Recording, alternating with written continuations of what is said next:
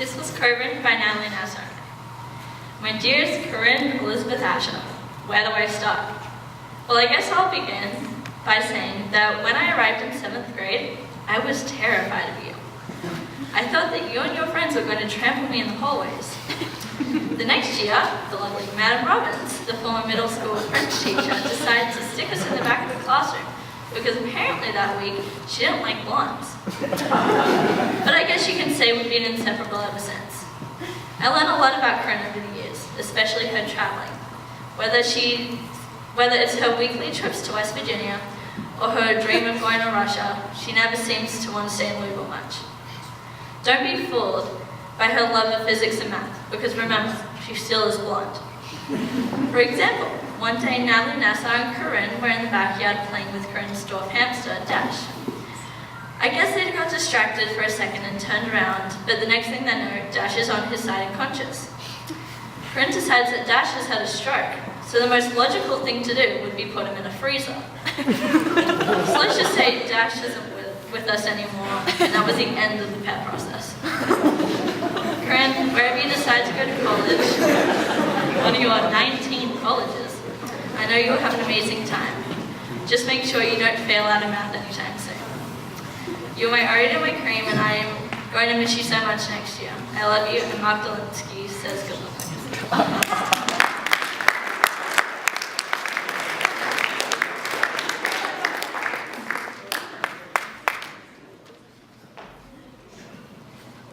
In our culture, a plethora of princess, ballerina, and fairy tale stories exist for a girl to choose from. But there is not a single female-driven, math-based book. Can one mix these two worlds together and be a happy, socially adept, not lonely teenage girl? Imagine a smaller, blonder, intimidated Corinne with braces. Meet freshman version of me. Thoughts in my mind included, wow, this will be the best 4 years of my life. I was excited, eager, anxious, immature, naive, a little too energetic, ready to conquer high school. My only worry was, OMG, will my best friend be in all of my classes? I figured my experience would be typical, like what you see on TV. Maybe if I had listened to my TV high school role models, my experience would have been common, basic, easy, typical.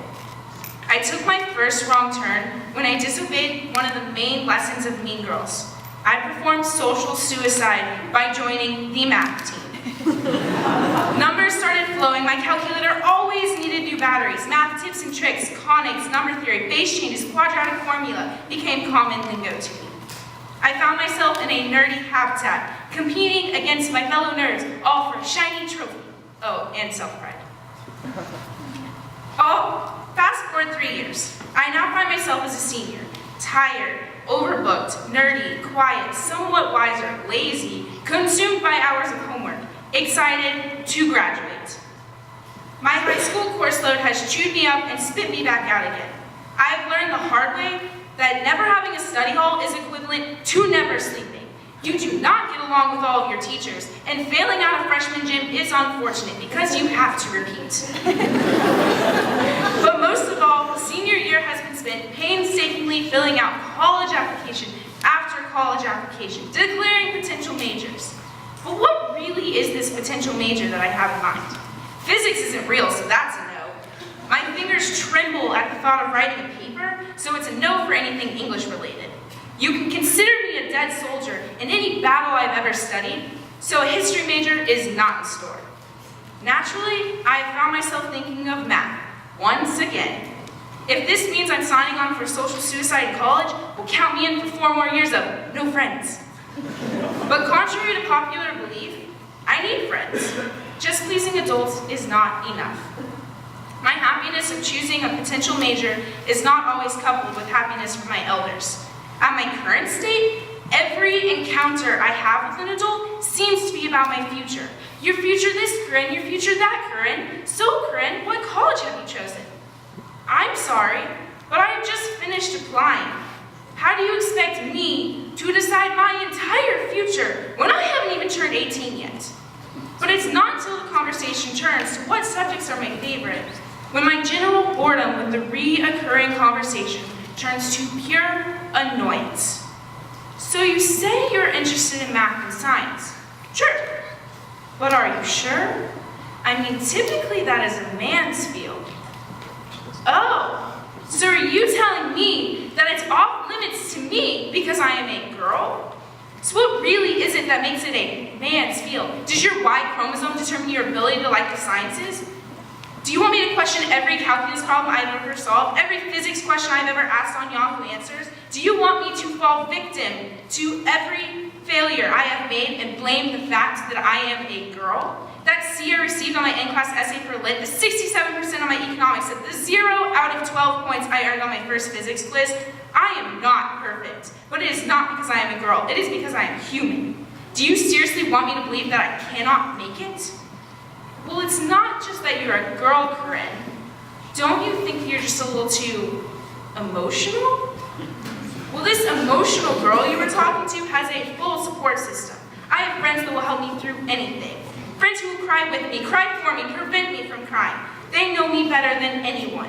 I can rely on them to put a smile on my face. They're the ones that know that I like Pringles and only Pringles when I am down. That I go house hunting to get my mind off of school. That sometimes I just want to mourn the loss of my dwarf hamster because I was dumb enough to put him in a freezer. I can trust them. But holding on to these friendships that I desperately need has been tricky. Trickier than being a girl who likes math. I have fought with friends, I have created enemies, I have had silent treatments with my ex-best friends. I have gone away for summers having no contact with my friends, and I have learned that I cannot expect them to wait for me to come back. People move on. I have sent pictures of texts from one girl to another girl because sharing drama is much better than keeping it to myself. Friends can become frenemies as easily as randoms can become friends. I can honestly tell you that my friends during freshman year are not the same as my friends now. After all, being in and out of different group texts is what being a 21st century high school girl is all about. I hear worries about how many likes one girl got on her Instagram selfie Sunday post, or another girl asking, does my butt look fat in these jeans? But in being this emotional girl, I can either choose to comfort them or fight them. Not everyone gets along after all. Nice may only be a place in France, but at some point, all of this drama gets pretty tiring.